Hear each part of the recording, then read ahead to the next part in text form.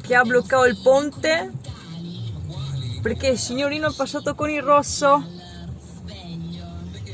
Voilà, intelligenza, e per tornare indietro sa pure usare la macchina. E ancora vedo, bravo, molto bravo a fare manovra, bravissimo. Sì, vai, continua così, che sei bravissimo.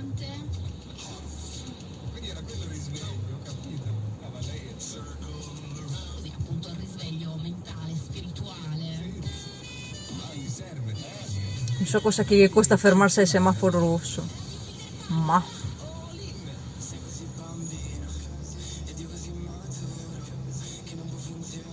guarda, guarda,